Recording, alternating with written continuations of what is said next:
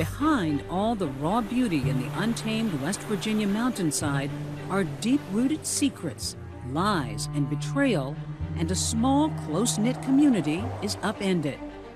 I was just calling to see if you knew when everything surrounding the investigation is going to be over. I don't understand what you mean by the investigation. They're asking people very personal questions about me and my husband's relationship, but I just can't keep living this way. And at the center of all that unraveling is this couple, the Cochrans.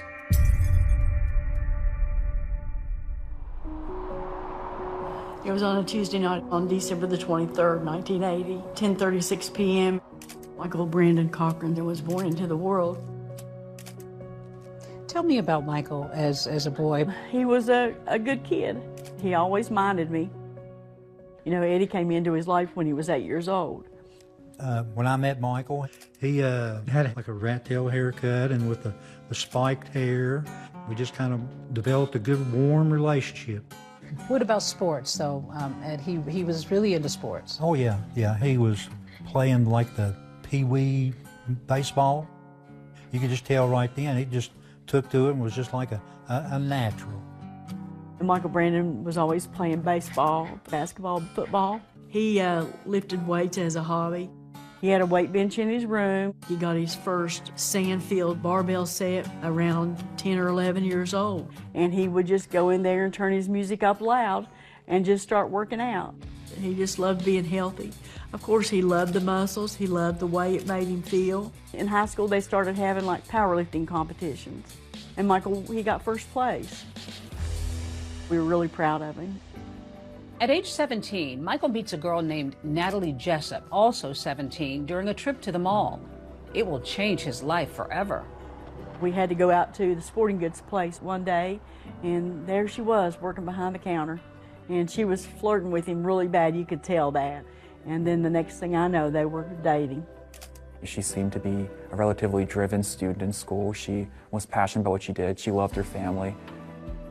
After high school, both Michael and Natalie head off to West Virginia University, where he studies computers and she studies to be a pharmacist. The two freshmen had just started their first semester at WVU when Michael's mom, Donna, gets a call from Natalie. They got engaged in November of 1999. And when Michael got on the phone, I just said, "Michael Brandon, what in the world are you doing?" Were you happy for him to be marrying Natalie? I wanted him to wait. He had just graduated high school like maybe 5 months before. And I wanted him to just, focus on his schooling. And then 6 months later, they were married. The couple are the picture of happiness in their wedding photo.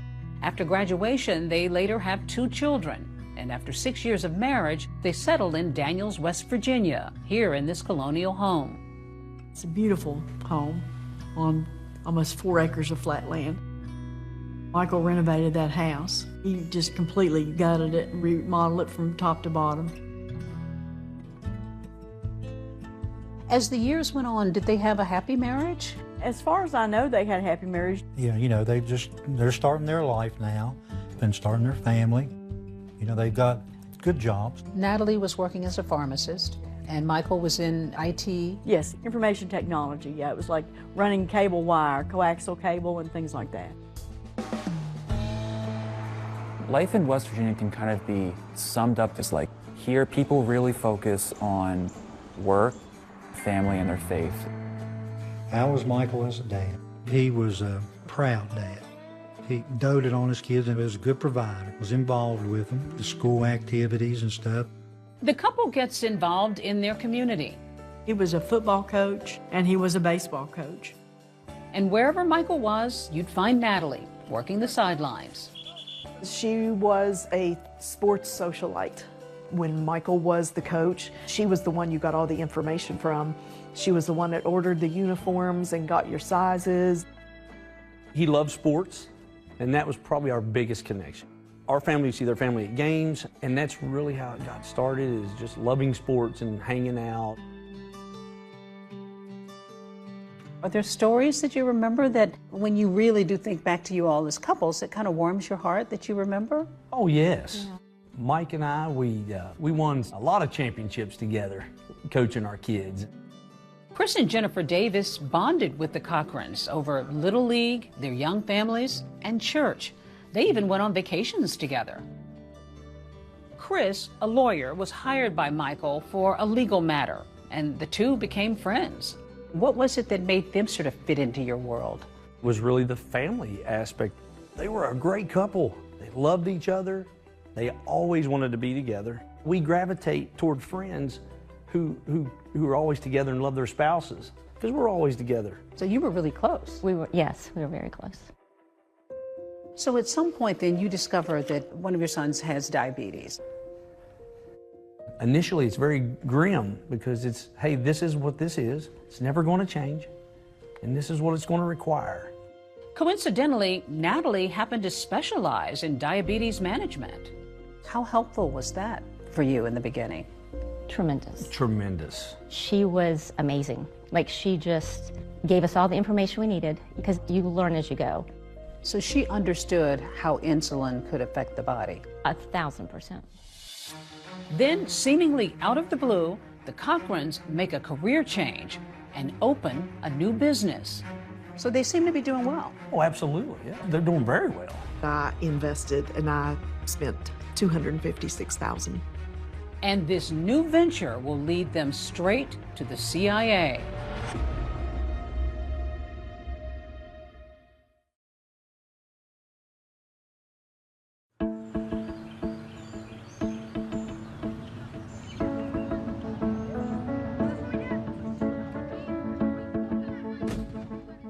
Everybody is very involved with their kids around here, into sports, and that's where parents usually hang out, at school sporting events.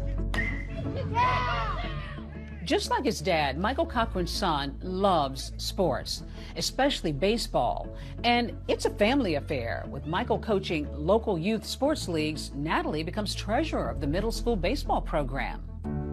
She was heavily involved in that because Mike was a coach. They were involved in tons of leagues and different things. So you were all involved as friends in the sports world with your children? Yes, that's correct. We met the Cochrans because I had put my son into the draft for the Little League Baseball. Toni McCall met Michael and Natalie after her husband died of leukemia, leaving her a single mom to 3 children. Michael very much took on a father figure role, especially for Cash. He was so good to him. He took him everywhere. They went fishing. They went to practices. It was a dream come true to have that father figure when you don't have one for your kids and you want one.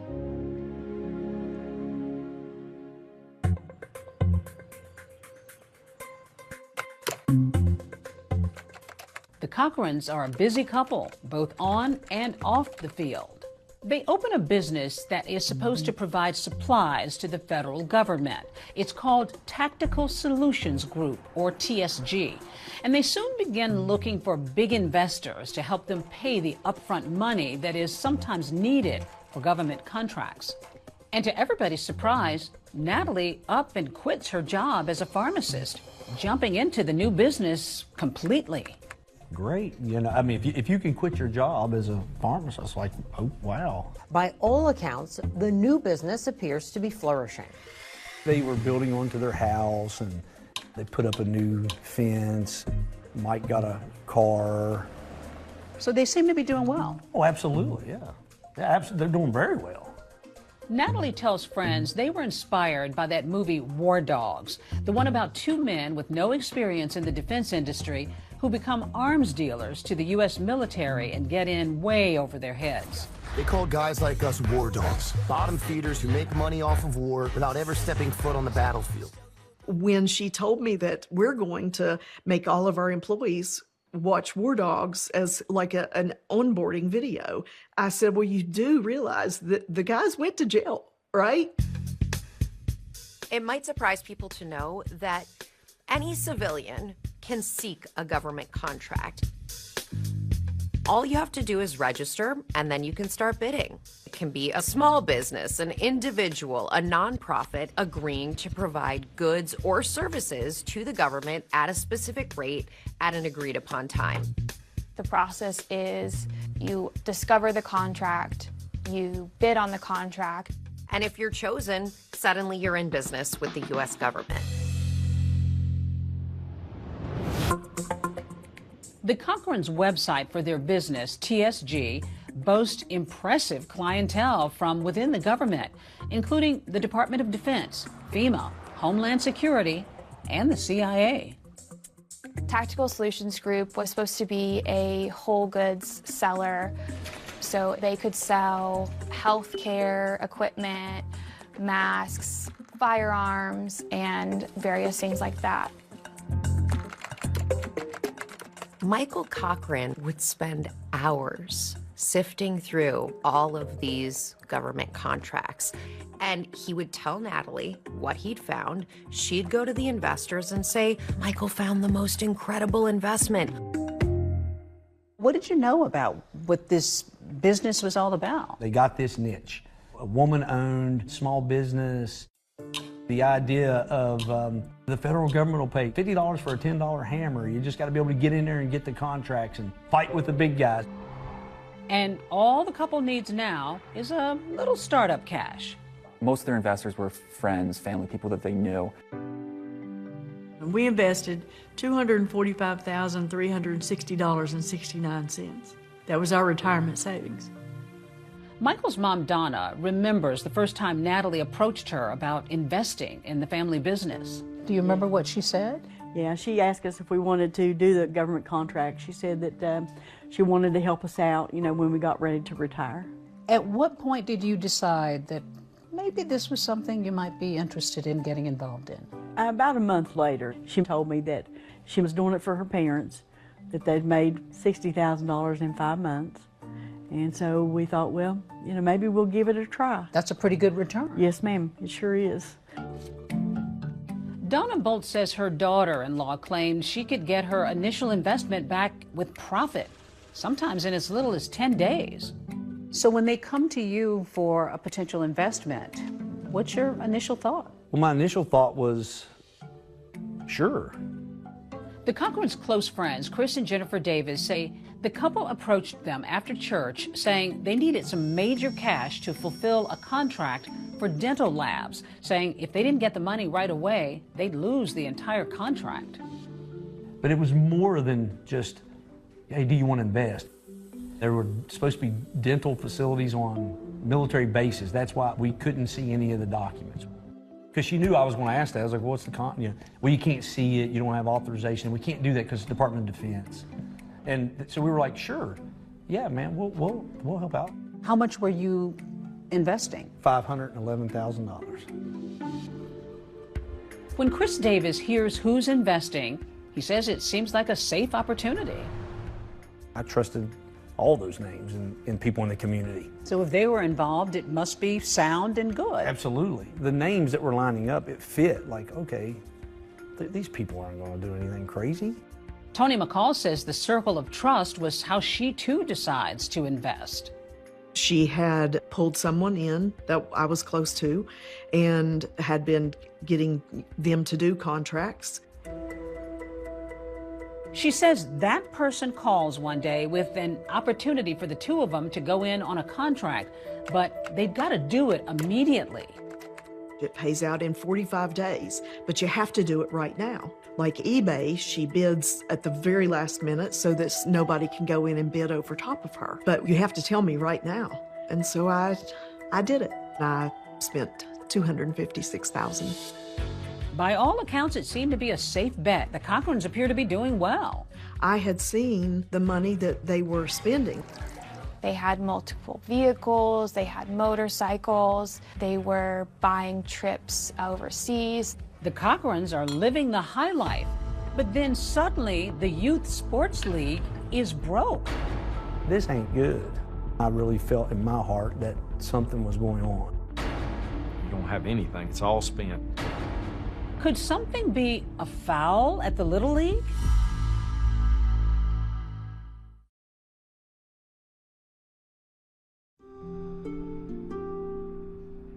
In the small community of Beckley, West Virginia, after just a year, Natalie and Michael Cochran's business is doing very well.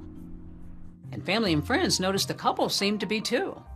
It appeared that Natalie and Michael were quite wealthy, and they were living like they were.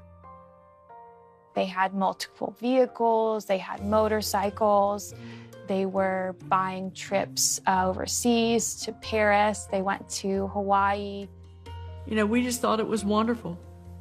We just thought they were doing so good that we were so proud of them. I mean, they had 3 homes, a pickup truck, motorcycles, a nice antique car. Him and Natalie drove up in a 1965 Shelby Cobra. It was a kit car. It was just something that they bought, and we were just very happy. We even took a ride in it.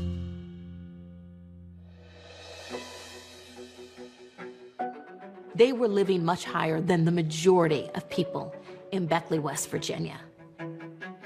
Did you see a difference in how their lives seem to be changing? Oh, yeah. You were on vacation together. What kind of vacations did you take? We did beach vacations, and then we went to New York City a couple of times with them. Yeah. And so the typical sightseeing, shopping. Everybody got along? Oh, yes. Yeah, it was fun. It was great. It was a lot of fun. It was a lot of fun. From the outside, it appeared that a lot of the spending was on Michael's side. This was wealth that he had not experienced before, so he wanted to take advantage of it. Some of the things that Michael Cochran purchased in this period were recreational vehicles, an airplane hangar. He had ambitions and endeavors to open up an aviation branch to this business. He really, really wanted to fly, and he loved that type of stuff. He was working on his pilot's license. Now, he wanted to fly helicopters. They were a great couple to get that kind of money. They were doing things for people, and I mean good things. Michael especially was doing a lot of charity work. He donated a weight room to a local middle school. When he found out his youth pastor was going to be homeless for a while, he actually purchased a property for him to live in. Natalie even gets involved with local organizations and charities. She volunteered, wanted to do this and wanted to do that. She was helping us with juvenile diabetes research, all the fundraisers for that. And then we did a 5K run. She was good at that. She would organize it, get sponsors, get the word out. One time she and Mike were at the house, and she told me that they were going to buy a town in Africa because that was going to be their mission, you know, pay for everyone's home and build homes. Natalie also helps raise money for the middle school baseball league. Their friend Chris is board president. We had a fundraiser, and from the fundraiser, we believe we raised a little over $15,000. It was a big deal. As treasurer of the Little League, Natalie manages the bank account, but members get suspicious when the money all but disappears. But you knew there was a big chunk of money in there. Yes, there should have been over $20,000 in there. Absolutely. Any idea of how it was drained like that? Nobody knew it was missing until we were told it's missing. The league brings in a private investigator to look into where the money's gone. And I talked to the board and I explained to them, you don't have anything but $31 in a frozen bank account. There's no records of anything as to where this money went. It's all spent. There was an audit that was done. There were purchases made that weren't approved by the league. There was purchases to TJ Maxx, purchases to Olive Garden, and then when I started adding it up, I'm like, $32,000 in one night you raise for 2 sports teams, and it all just disappears? I mean, there's no way to rectify that. Questions are now swirling over the missing money and if Natalie could be involved. And when some investors with the Cochran's business get wind of it, they're getting concerned about the money they've been promised. As time is going on and you're not hearing anything, are you starting to panic at all? We'd ask and say, Natalie, we need our money. I said, our car's going to break down. We need the money back. She would say, it's coming, I promise. And then she would send me text messages and say, your money is going to be deposited in your bank account within the next 24 hours. And we'd wait, and it was never there. You didn't get anything? No. Donna says that any communication she had about the couple's business was typically with Natalie. not her son. Every time that I received any kind of message, it was a text message from Natalie. It was she and I that was constantly going back and forth with contracts. Meantime, Natalie continues to portray the business as extremely successful. From the outside looking in, I would have probably been like pretty impressed. Thought, man, right here in, Raleigh County, West Virginia, these people are knocking it out of the park.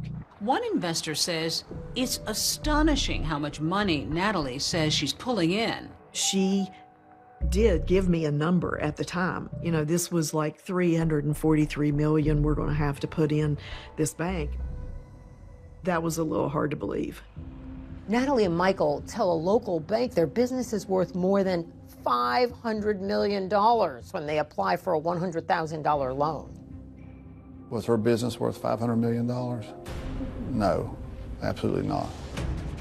It turns out that Cochran's business is not what it appears to be. I said, in pure West Virginian, this ain't good. I really felt in my heart something was going on. The fundamental problem is that it was all a lie. And when secrets come to light, it's far worse than anyone could have imagined.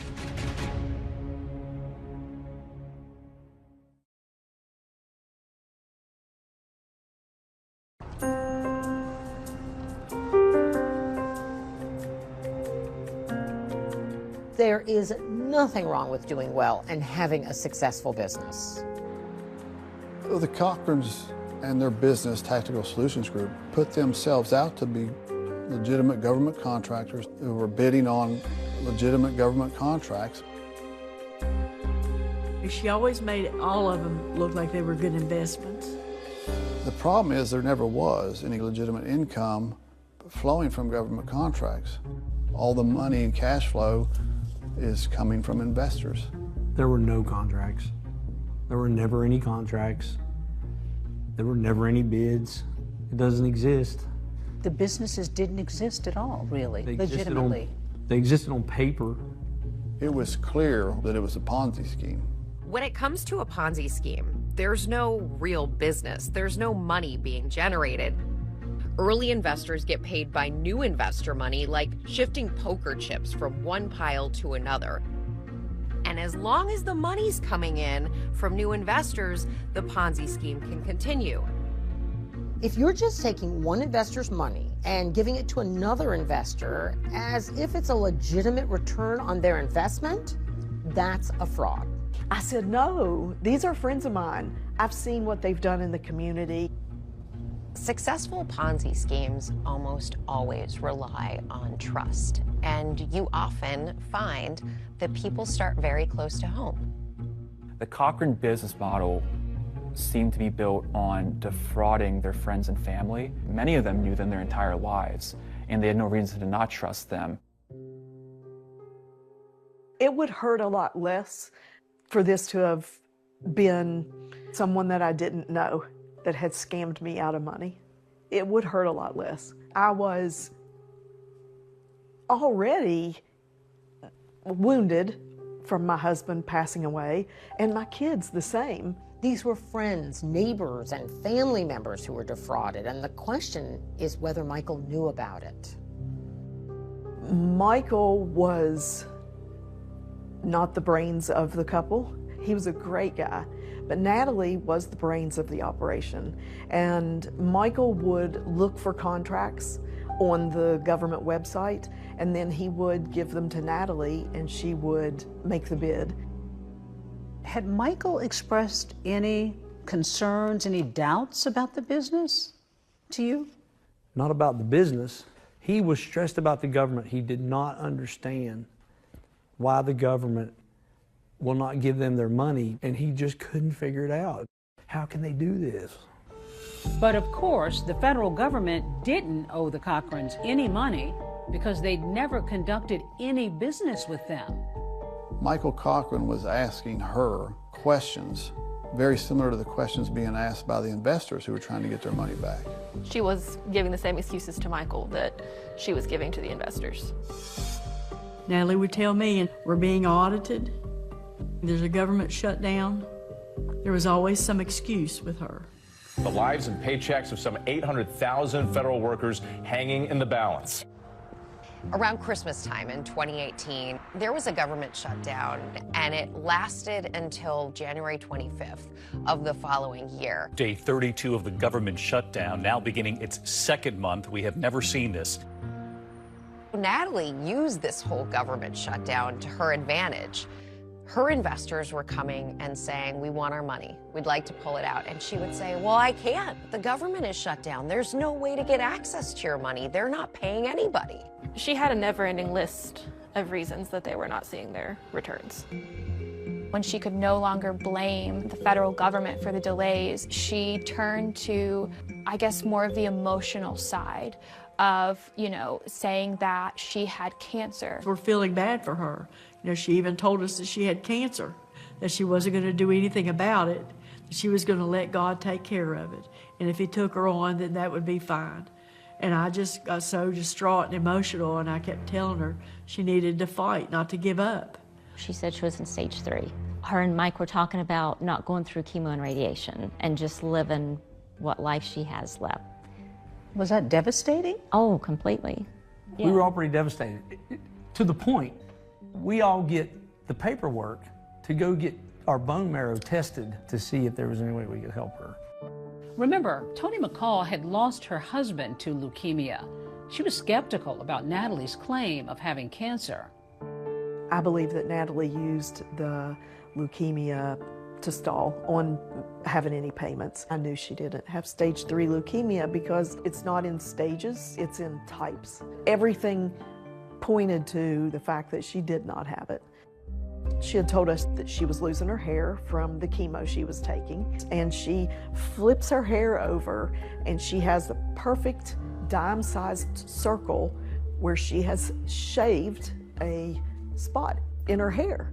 And if you lose your hair from chemo, you don't see 5 o'clock shadow. What woman would shave a spot on their head to say, look, I'm losing my hair? And so I absolutely knew at that point that she would do anything to cover up and to lie. Then early one morning, Michael and Natalie are set to take a private plane to Virginia for a scheduled bank meeting, but they never make that flight. I just kept asking her, what happened? What happened?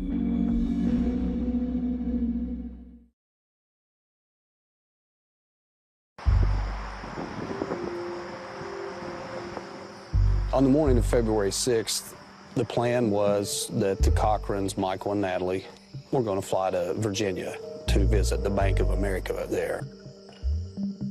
She had text messages going with me and Jennifer. So the morning of February 6th, they were going to go take a flight. She said she was too sick to fly. She had the flu and the norovirus, and it hit her so hard because of her cancer. She had gone to the doctor, and they put her on such a high dose of steroids that her blood sugar was elevated. She had asked to borrow a vial of insulin. So she needed a bottle of your son's insulin? Yes. And I told her that Chris was getting ready to leave the house, that he could drop it off for her. Chris drops the insulin around 10:30 that morning. Jennifer and Chris receive a photo about 2 hours later, around 12:30, of Michael laying unconscious in the Cochrans' kitchen floor. Michael was laying in the fetal position in the floor in his kitchen. So she sends a photo out of him on the floor? Mm-hmm. Yeah. And my reaction in the text was, is he okay? What's going on? He's fine. The contractors are here, put him on the couch. Okay. Michael is moved from the floor to the couch. People start coming into the home saying, hey, you should probably take him to the hospital. Throughout the day, some of the couple's friends come to the house while others text Natalie, worried about Michael. Every time we would check on him, we would get, he's fine. He's going to sleep it off. He's going to sleep, he's sleeping it off. She said that he was sleeping it off on the couch. the wording of the messages were as if she was communicating with him. He won't go to the hospital. Oh. He won't go to the hospital? Yes, when she says he won't go to the hospital, in my mind, I'm thinking that he's told her, I'm not going to go to the hospital. Almost unilaterally, all of Natalie's friends were urging her to take Michael to the hospital, and Michael needed medical attention. And so you're looking at close to 8 hours that this man, that he was incapacitated. He was unconscious, he was on the couch, and pretty much unresponsive. I get a message at around 6:30. I'm at Gavin's basketball game. And the message says, can you come by after the game? Chris Davis shows up and insists that they take Michael to the hospital, and they load Michael in the car. I knew something was wrong. He's just totally unresponsive. I was like, well, I said, he's gotta go to the hospital. He's been unconscious for 7-8 hours. Like, we're getting him to the hospital. Michael got to the ER at Raleigh General Hospital. His blood glucose was at 21. He was critical, and he was intubated. A blood glucose level of 21 would be extremely low, dangerously low, and basically result likely in some sort of massive cognitive dysfunction, coma, seizure, or even death. Michael's parents are at home that night with no idea of their son's condition. We came home from church, watched a little TV. I was in the bed. Eddie brought me my phone. He said, you got a text message from Natalie. It's 10:30 at night. Concerned by such a late night text, Michael's mom, Donna, checks Natalie's message. She sent me a picture. There's Michael Brandon in the bed, and he's on the ventilator, unconscious, unresponsive. The Davises also received texts from Natalie showing Michael in the hospital. I just kept asking her on text message, what happened? What happened? Doctors determined that Michael is suffering from cerebral edema. Cerebral edema is the medical term for swelling in the brain. We usually think about cerebral edema in the setting of a big bleed or a traumatic event. Michael Brandon, he was fighting to breathe. He was trying his best to live.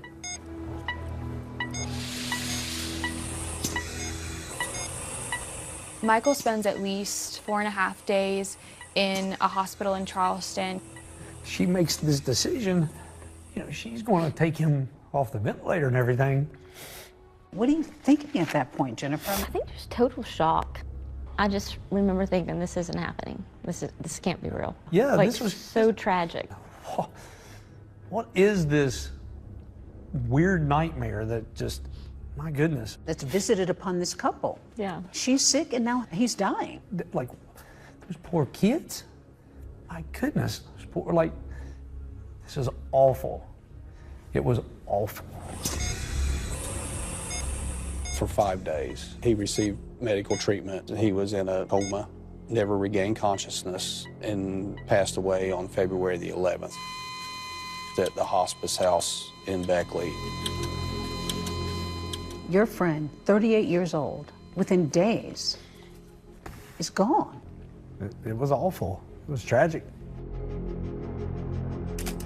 It's just sad, you know. We went to the funeral. It just all seems surreal. Everything's just kind of like you're like in this fog, you know.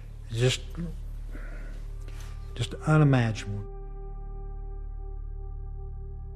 After Mike had passed, Natalie called me one day and said that I've created this scholarship in his memory. Natalie starts a scholarship called the Coach Michael Cochran Legacy Scholarship. It appeared that Natalie was selecting people who were family members. There were also people that Michael coached. Tony McCall's son is one of those high school students that Natalie had offered a 4-year college scholarship to. These scholarships, they're the kind that kids dream of. Natalie, newly widowed, continues running her businesses. But then 4 months after her husband's death, she suddenly decides to sell nearly half of Tactical Solutions Group, for $4 million. She had negotiated to sell that business with a buyer, offering to buy a 49% interest of her business. So this buyer had wired her $50,000 as an earnest deposit on his buy-in to this business. But before the deal can go through, police show up at the Cochran home with a search warrant. She said, oh, they came here and they took everything. When they raided her house that day in June, that was huge. I mean, it was all anyone could talk about. When police search the Cochran home, they find something unexpected that could explain Michael's sudden death. A man, 38 years old, what a fitness guru he was, to suddenly die in the midst of financial crimes occurring. I mean, that's pretty suspicious. So they decide to exhume Michael Cochran's body. Does the big con turn into an even bigger crime?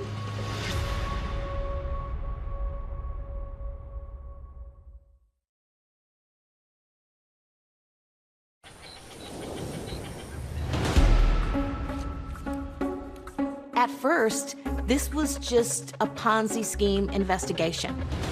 Tonight, all eyes on the headline-making court case that just wrapped. The interest in this case was huge. Police are investigating the death of Michael Cochran. To suddenly die in the midst of allegations of financial crimes was pretty suspicious. So you think he was duped as well? 100% I believe that. The defense counsel made it clear they were living this lavish lifestyle. So how couldn't he have known that this was a Ponzi scheme? Natalie weaved such a web of lies, keeping us all drinking the Kool-Aid. They open the fridge, they find the vial of insulin. That was huge. Did anybody take insulin in the house? No. I said, insulin, what are you doing with the insulin in the refrigerator? Prosecutors called that the murder weapon. What keeps Gavin alive, she used to take life. Just in shock. I'm still in shock. The defense can say, maybe he died of something else. I know that he took steroids and he took many other supplements. He was a ticking bomb. Your daughter-in-law is being accused of killing your son. I mean, how do you kill somebody that you're supposed to love?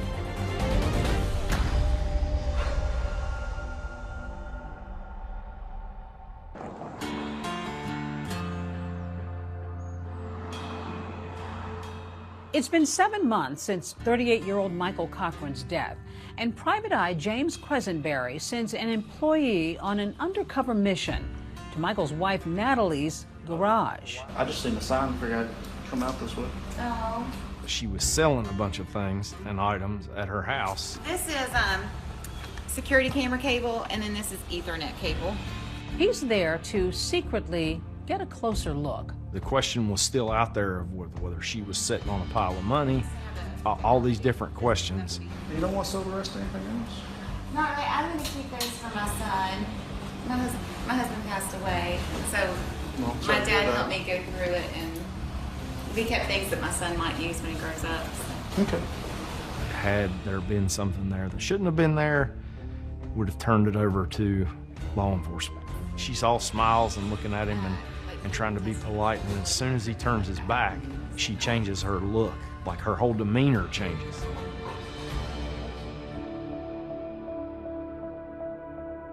In the months since Michael Cochran's death, authorities have started to take a hard look at the Cochrans' so-called businesses.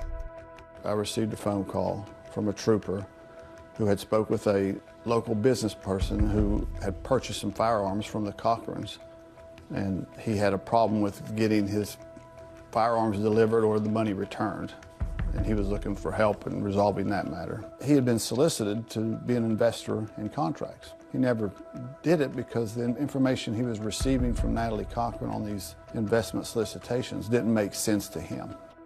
I was like, yes, we definitely need to take a look at this. So that disgruntled customer then connected investigators with someone who said he had invested with Natalie Cochran. The problem that he was encountering was he kept getting excuse after excuse after excuse with getting his money returned. Bob was going through the records as they were coming in, And so, there's a ton of information there to go through. And Bob's looking at it. We're sitting there one day, and he goes, "I'll be damned." He said, "It's a damn Ponzi scheme." As they dig in, they take notice of the investigation into that Little League account. Remember, board members had been suspicious of Natalie after money had gone missing. The Shady Spring Little League bank account is one of the many accounts she used to facilitate her Ponzi scheme. Natalie would deposit from their company and then sift it back out in various different ways. Natalie called the alleged financial crimes bogus, and ultimately authorities decided not to charge her with anything related to the Little League. The league never recouped any money. It was all just lost. It's late into the summer, and those generous Michael Cochran legacy scholarships, which Natalie had promised students, are now supposed to be paid out. There were 8 people in total. They are full-ride scholarships for up to 8 years. Tony McCall's son was given one of those college scholarships. There was no money. It was a fake scholarship.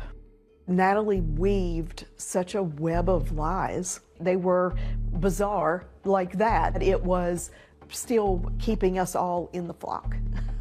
Natalie Cochran has insisted the scholarships would have been paid if her assets hadn't eventually been frozen by the government. But investigators had a different view. When she created these, we saw that as an attempt to dispel rumors. Rumors were circulating that her business was being looked at, that she didn't have this wealth and this money. We had pretty clearly identified at least, and I may be under at least 10 known victims of the Ponzi scheme. The most obvious red flag at the time was that nobody was getting any money back. We had more than enough evidence and documentation to proceed with indictment. So she's arrested. Yes. What did you think of that? We were glad. When she was arrested, she was wearing the Tailgate Socialite t-shirt. That was the true Natalie right there. Natalie Cochran faces 26 charges related to the fraud. She pleads not guilty, but her investors are deeply distraught over the hundreds of thousands of dollars in lost money. I spent $256,000. $511,000. Almost $250,000 over the course of 2.5 years. We loved her and we believed her. Everything she told us, we believed everything she said to us. Chris Davis says he too was taken in by his trust in Natalie and by the impressive paperwork she supplied. It looks legitimate. I mean, there are a lot of companies and there are a lot of entities here. Why would she do this? I don't know if it was the greed or the position or status. Reaching a deal with prosecutors, Natalie pled guilty to 2 counts, an unlawful monetary transaction and wire fraud. And then she went off to prison for 11 years for fraud. She did. May 1st of 2021 is when she finally went into the prison at Hazleton. The court also ordered her to pay back $2.5 million to the investors she fleeced. But with little income coming in, it will likely be a very long process. Did you feel that was fair, that was right? The judge said, if I could give you more, I would. He acknowledged the fact that the lawyers had reached this plea agreement and had capped what he could have done to her. So no, at that moment, I didn't believe it was fair. And just as I told the judge, there's 2.5 million reasons why it wasn't fair. But this isn't over yet. A search warrant in the fraud case had led investigators into the Cochran home and brought an unexpected surprise. They open the fridge, they find the vial of insulin. It's suspicious that it shouldn't be there. Nobody in the family is diabetic. Does that insulin have anything to do with Michael Cochran's death? We'll hear from his wife Natalie for the first time as investigators hit her with some tough questions. We'll be having a conversation with Natalie Cochran. This investigation is just getting started.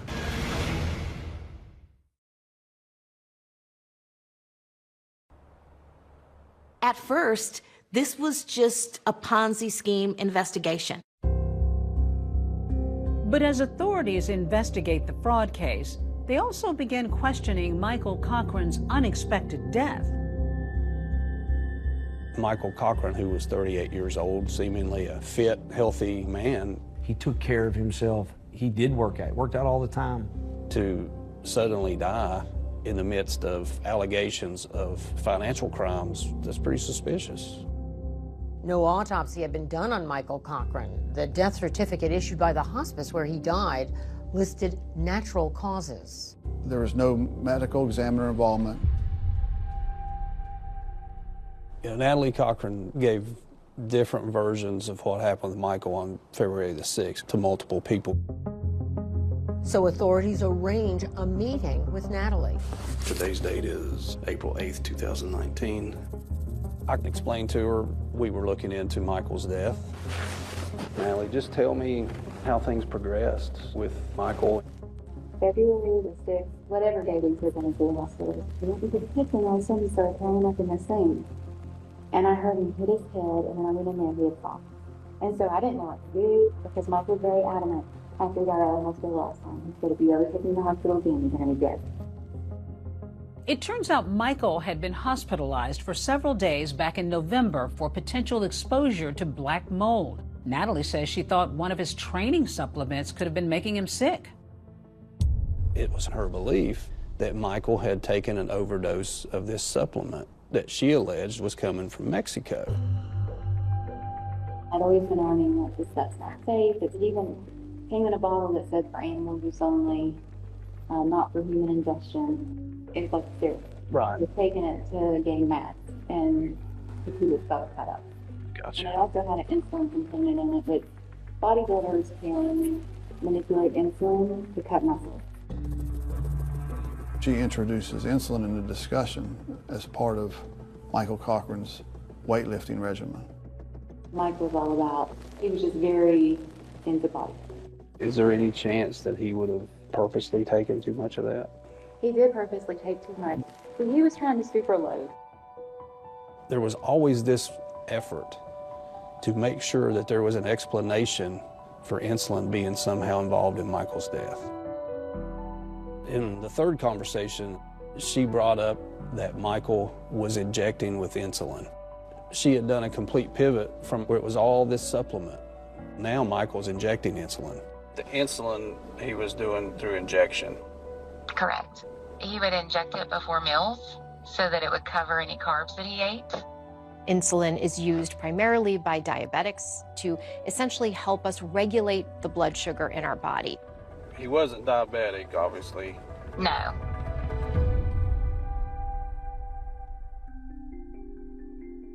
And remember, the fraud investigation is still ongoing. In June of 2019, federal and state authorities conduct a search of the Cochran house. Natalie is there. She was in the garage. The search warrant was done based off the financial crime information investigation only. We anticipated finding additional evidence regarding this Ponzi scheme. But they found something else they didn't expect. Sometimes things happen in investigations that you call it fate. I started rummaging through the refrigerator, and there's this bottle of insulin sitting right there. It shouldn't be there. Nobody in the family is diabetic. That was huge. Where did it come from? Whose is it? Natalie's got the same answer for authorities and for Michael's mother. She said, oh, they came here and they took everything. And she said they even took the insulin out of the refrigerator. Now, what did you make of that? Did anybody take insulin in the house? No. I said, insulin, what are you doing with the insulin in the refrigerator? I keep that here, she said, for Gavin when he came over, if he needed a shock, because he's a diabetic. You believed it? We did. Remember, Gavin is Chris and Jennifer Davis's son. They tell authorities they never stored his insulin at the Cochran house. But then they recall the bag they left for Natalie the morning Michael collapsed. The investigator said, did she ever borrow insulin from you? And that's when Jennifer was like, Yeah, she needed it. She had cancer and she got sick. And that's when they were like, you know when? And I felt like at that moment, we both were like, oh my goodness. Because now we know that she's a thief and a fraud. When we started seeing the text messages with Jennifer Davis about insulin, it was very revealing. If you believe the previous things that Natalie has said, she should have already had insulin readily available in the home. So it made no sense to go through all this effort. I think it's clear that she poisoned him with insulin. Authorities develop a theory of how Natalie may have used insulin to kill Michael. When he's finally taken to the emergency room, he presented with a blood sugar level of 21. He's not diabetic. You get low blood sugar by receiving too much insulin. Natalie had access to insulin. She had the means to inject it. She knew exactly what insulin would do. Investigators believe there's enough circumstantial evidence to tie Natalie to Michael's death. 39-year-old Natalie Cochran is now accused of the February 2019 murder of her husband, Michael. Natalie Cochran pleads not guilty. Was that hard for you to accept that your daughter-in-law is being accused of killing your son? Yeah, it was really hard to believe because, I mean, how do you kill somebody that you're supposed to love and they're your children's father? But why would Natalie want to kill her husband? The investigators thought the text messages looked suspicious. Michael didn't know about the Ponzi scheme, but he was learning. Michael was about to discover he didn't have millions, perhaps $1 billion of legitimately earned income inbound from the federal government, and that was a problem for Natalie. Here is exactly the motive of why she felt like she had to kill Michael.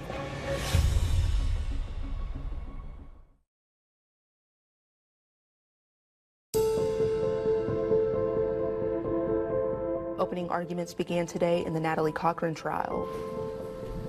In January, more than 3 years after she was indicted for the first-degree murder of her husband, Michael, Natalie Cochran's trial is finally underway. There were media outlets from all over the country here. The interest in this case was huge. You may be seated. For Michael's family and friends, the 3-year wait for justice has been agonizing.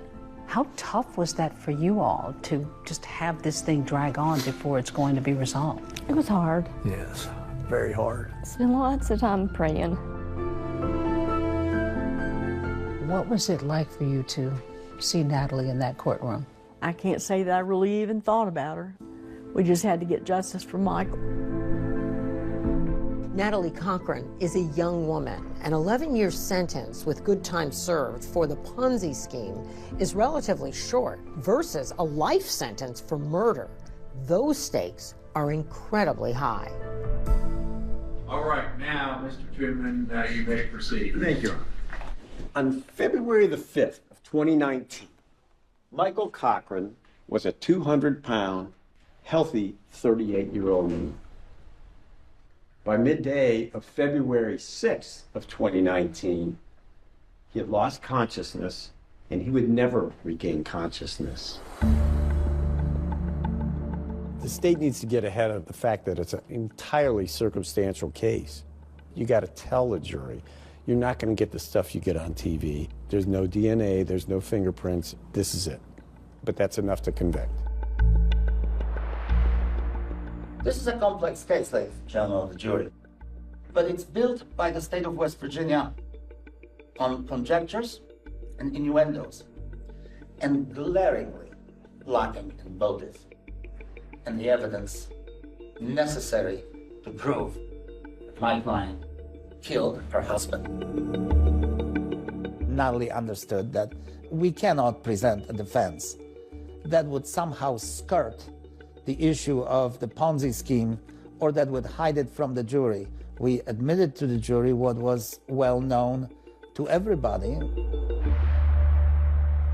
The fact that she is perhaps a fraud and perhaps a cheat, and that you wouldn't perhaps want to invite her home for Sunday dinner, that you wouldn't like her, does not translate into being a murderer. We absolutely believe that the imminent failure of the Ponzi scheme was Natalie's motive to kill Michael. That was going to happen, and it was going to happen very, very quickly if she didn't act. What Michael Cochran didn't know is certainly one of the most important questions here. But to me, what's more important is what he was about to know, the consequences that would come when he found out that information. And at the heart of the case, a vial of insulin. Prosecutors called that the murder weapon. Yeah. Yeah. What keeps Gavin alive, she used to kill. She used to take life. On the morning of February 6th, Jennifer Davis remembers getting a text from Natalie asking to borrow that insulin. She testifies about that exchange. Can you just explain to me what's going on in this conversation? She said that her and Mike, they were both sick, and she had to start taking small insulin shots. Did you provide that insulin to her? I put the insulin in a bag and gave it to my husband, and he dropped it off on the porch on the way to work. Several hours later, Natalie sends Jennifer a picture of Michael unconscious on the kitchen floor. What did this picture mean to you when you received it? Just that it was just shocking that he was laying there. Natalie contacts 2 construction workers that had worked for the family, says, Michael's on the floor. I'm gonna need help picking him up from the floor and taking him into the living room. So after Chris Davis drops off the bag of insulin, Natalie sends out a text. She invites several friends over throughout the day to check on his condition and essentially make sure he's okay, but not take him to the hospital. In a statement to ABC News, Natalie Cochran says that, quote, Mike hated the hospital. He threatened several people that we better not take him back. Stephanie Hamilton, a physician's assistant, came over to check Michael out and found him non-responsive. What did you specifically notice? That he needed to be checked. I said even people with the history of seizures, anytime they have one, they need to be checked. I kept offering, like, I would go with her. She said she was going to let him sleep it off. You also heard from her later that. Take a look at that. 21. What does that mean? No one should ever have a blood sugar of 21. What's going to happen if they do? They're in a coma. Probably near death. At some point, you go over. Yes, and I'll walk in the living room. He's laying on the couch, like he's sleeping. What did you do? So I go over to him. I just remember saying, man, hey, buddy, we'll take you to the hospital. And that's exactly what I did. But by this time, it's too late. Michael gets to the hospital, but the damage has been done. Take a moment, you're okay. Chris, it was very tough for you in court when they showed you the photo that you had already seen of Mike. Yeah. Why did it hit you so hard? I wished I could have got to him first.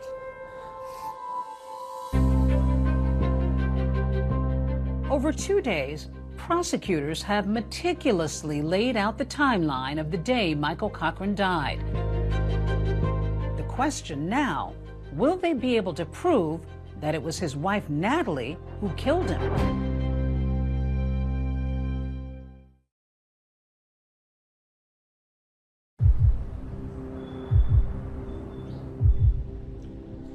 Mr. Truman, you may call your first witness. As prosecutors lay out their case against Natalie Cochran, they intend to show that she not only had the means, but the motive and the opportunity to kill her husband Michael back in February of 2019. Thank you, Your Honor. The state calls Robert Heinzman. Raise your right hand, please, sir. Bob Heinzman was the primary investigator of the defendant's Ponzi scheme, and he explained there was really no evidence that Michael knew what was going on. Now, the defense has floated the theory that Michael Cochran was up to his eyeballs in this Ponzi scheme. From your investigation, do you have any evidence that would support that? He believed that they had obtained contracts and that they would be receiving money for these contracts. Do you have any evidence that he knew that this was a fraud being carried on? No. It was important to hammer home that Michael Cochran was at least cognizant of the scheme because it would destroy the state's theory of why it happened. Have you, in your thorough investigation of this case, talked to the children of Mr. and Mrs. Cochran? No. Would it surprise you if I told you that they observed their parents work on the federal contracts, and you're telling this jury that he had no knowledge of these contracts? I'm not telling the jury that. I said that he knew about the contracts that he was led to believe were bid on by their business. The investigation had revealed that Michael was beginning to ask some really tough questions of Natalie about where the money was going. The day before, February 5th of 2019, it was arranged by the Cochrans to charter a flight from Beckley down to Lynchburg, Virginia to meet with the Bank of America banker. And of course, that was a meeting that Natalie could never allow to happen, because if it did happen, then Michael would know, and that would have been the end of her Ponzi scheme. Court Nexon was an employee of Bank of America. He testified via Zoom in this trial because he's not local. And that was to take place February 6th of 2019, correct? Correct. Looks like they said they were going to fly in, and so we were basically responding to their schedule and setting things up as best we could. Did that meeting take place? Never took place. Natalie was becoming desperate at this point. Prosecutors argue that if Michael was in the dark, Natalie's deception was about to come to light. Putting Jennifer Davis on the stand explains how Natalie got the insulin that she needed to kill Michael. Jennifer, at this point, you were offering to help out a friend in need. Is that fair to say? Yes. Did she accept your offer of help? Yes, she did. She asked if she could borrow a vial of insulin. According to Dr. Uribe, who was one of our forensic pathologists, the only way that Michael's blood sugar could have plummeted to 21 was if someone else had given him insulin. There was profound hypoglycemia. Hypoglycemia is low blood glucose. Once he was treated for the hypoglycemia, the blood sugar went up and then it went back down again. To me, that is a significant pattern. And why is that pattern significant to you? Because there are only a few things that can do that. One of the big things is insulin administration. But the defense poses an important question. Could Michael have injected himself as part of a bodybuilding regimen? Dr. Uribe pushes back against that suggestion. To my knowledge, bodybuilders don't use insulin. During the murder investigation, Michael's remains were exhumed, and Dr. Uribe conducted an autopsy. And what did you determine were Michael Cochran's cause and manner of death? I came to the conclusion that the cause of death was exogenous insulin administration. Your Honor, the state calls Timothy Bledsoe to the stand.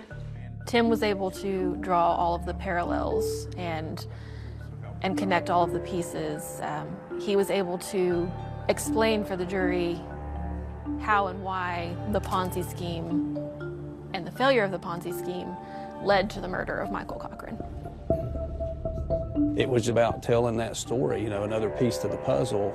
And I think overall, we were successful. And we previously heard Jennifer Davis testify that she had insulin sent to the defendant's home. Is that your understanding? Yes. Do you recall why the defendant needed the insulin that morning? I believe it was something related to cancer treatment. And throughout the entire course of your investigation, Did you ever uncover any evidence that the defendant had cancer? No. Did you waver at all? Did you wonder maybe the prosecutors had this wrong, that it was just a horrible set of circumstances? Not once they talked to us. And then I started going back through, my text, and, Chris and I started talking, and then I was just in shock, disbelief. I was still in shock. It just doesn't seem real at all. But it was hard. Prosecutors have rested their case. Now it's the defense's turn to persuade the jury that Natalie Cochran is innocent. And to do that, they bring in their own star witnesses, Michael and Natalie's children. Do you swear or affirm to tell the truth, the whole truth, and nothing but the truth, so help you God? Yes, Your Honor.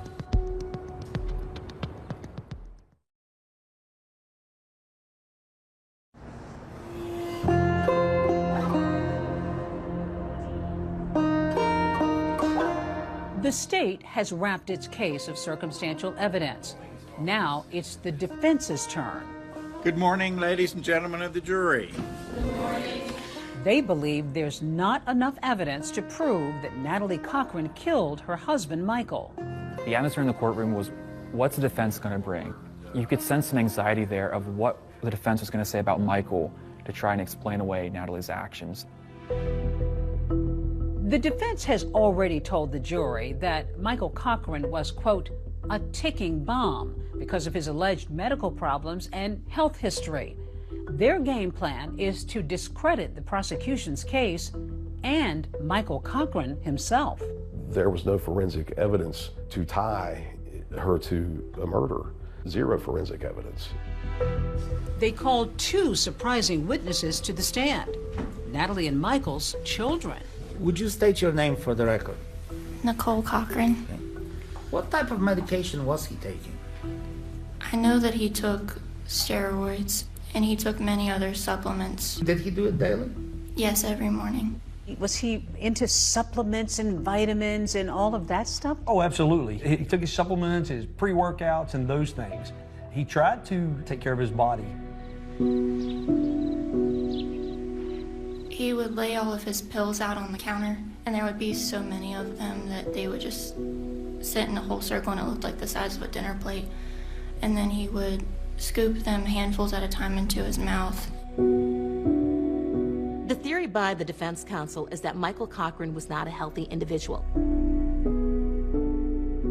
Did you start noticing changes in your father's health? He was very agitated and angry, more so than not, and he was having a lot of headaches. The defense asked the same line of questioning to the Cochran son, whose face is concealed on the witness stand because he's a minor. Did he ever inject anything? Definitely steroids. He took supplements and things like that. Did he take steroids? He never took any steroids. If you would see him, everything that he has, all the muscles he has, is natural, hard work. Mike wasn't a bodybuilder. He ate too much pizza to be a bodybuilder. Was he fit? He was. Was he in shape? He was. Did he work hard for that? He did. He was taking things from Mexico, they were saying, things that were not approved by the FDA. What did he get from Mexico? Do you know? I don't know the name of the steroid, but it was definitely an anabolic. What was that like to see them testifying on their mother's behalf? You know, they love their mother. Of course, they're going to defend their mother. But the things they said about their father was really heartbreaking. Defense lawyers argue that Michael Cochran was not exactly a healthy 38-year-old and that his lifestyle led to 4 hospital visits between 2017 and the time of his death in 2019. He got sick, and I feel like around that time is when you could just notice that he started to change a little bit, just forgetting stuff all the time.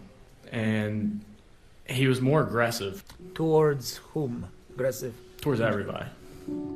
Natalie had told friends and family that her husband also suffered from seizures, plus symptoms of black mold poisoning from renovations he did on their house.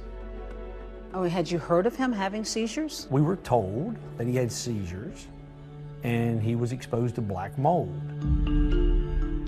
The defense also tries to hammer away at the state's motive, the Ponzi scheme. They claim Natalie Cochran wasn't the only one involved. They say Michael was too. I always saw him working on his computer, and he would say that that's what he was doing, Say that he was doing what? that he was filling out contracts. Did your mother do that? No. Who was working on the contracts? My dad. We had heard that Natalie Cochran was going to take the stand. She had informed the judge that she was going to testify in her own behalf. And at the last minute, she decided that she wasn't going to testify. The jury was extremely attentive, but the jury was never more invested in what was being said than in the closing arguments. All right, are you folks ready to deliver your closing remarks? Natalie was a diabetic counselor and a pharmacist. She knew that injecting insulin into a non-diabetic would cause harm. Is that the action of a planning cold-blooded killer? She would get that insulin ahead of time, not on the day of the murder, and involve two witnesses against her right there and then. She chose over and over, after repeated pleas from friends and loved ones, to leave Michael on the couch. It's a horrible tragedy, but a tragedy, not a murder. The state failed to answer a couple of questions, and that is, when did it happen? Where did it happen? How did it happen? There was no deductive reasoning where you would say, well, it was Professor Plum with the candlestick in the study. Well, it was actually the pharmacist in the kitchen, according to the prosecution's theory. She had a clear motive, and you saw that leading up to this date, Michael was about to find out what she was doing to people. Do we know what he was going to do with that information? We never will, because he won't have the chance to tell us. Ms. Cochran is committed crimes of fraud, but that doesn't make her a murderer. We're asking you to find her not guilty. 21 was such a crucial number because nobody's blood glucose should be at that level unless you've had an injection of insulin. A normal blood glucose level would be anywhere from 70 to around 130. 21. And that's the number we're going to rely on to convince you beyond a reasonable doubt that this defendant killed Michael Cochran. Find this defendant guilty of first-degree murder, because that's exactly what she did. The case is now in the hands of the jury. Were prosecutors able to convince them that Natalie Cochran killed her husband? Or did the defense poke enough holes to sow reasonable doubt? People yell out, "There's a verdict," and then people start scurrying to get a seat inside the courtroom. Has the jury reached a verdict? Yes, sir. When that verdict comes back, they were shocked.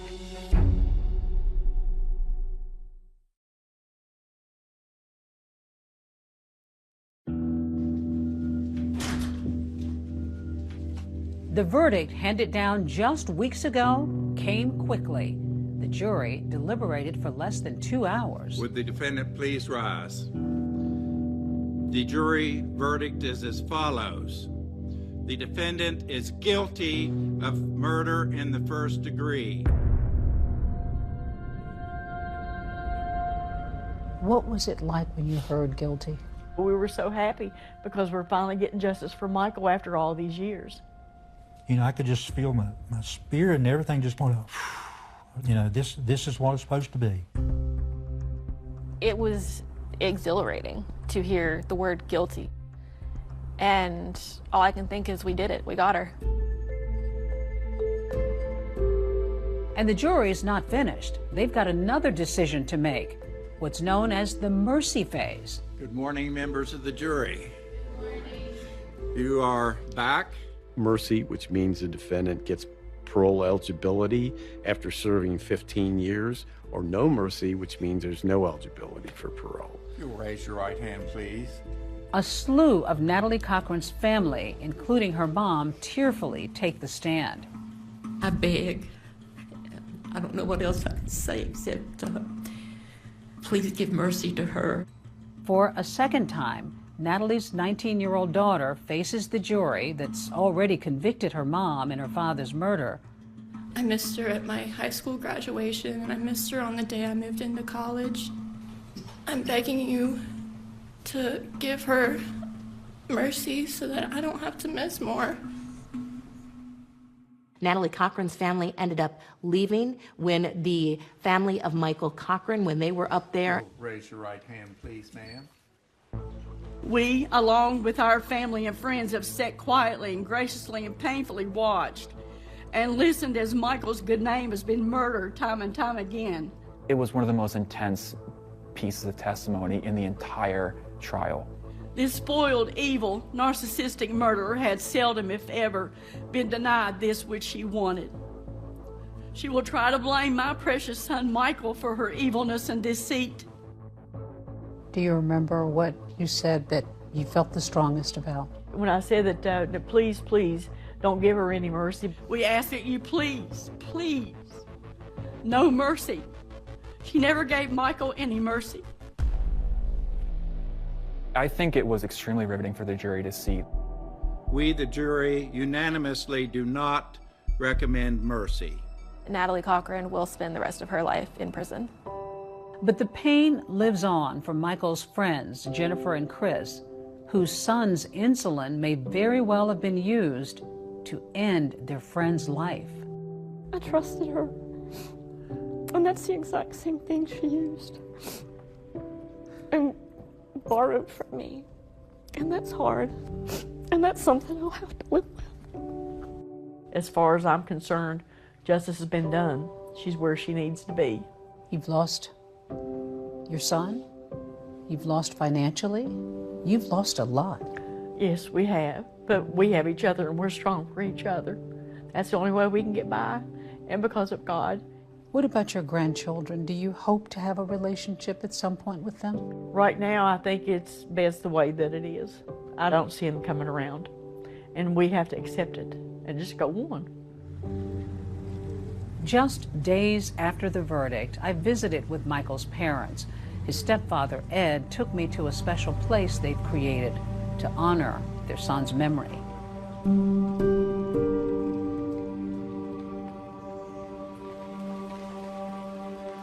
This is your memorial to Michael. Yeah, I'm not able to get up there to his gravesite much.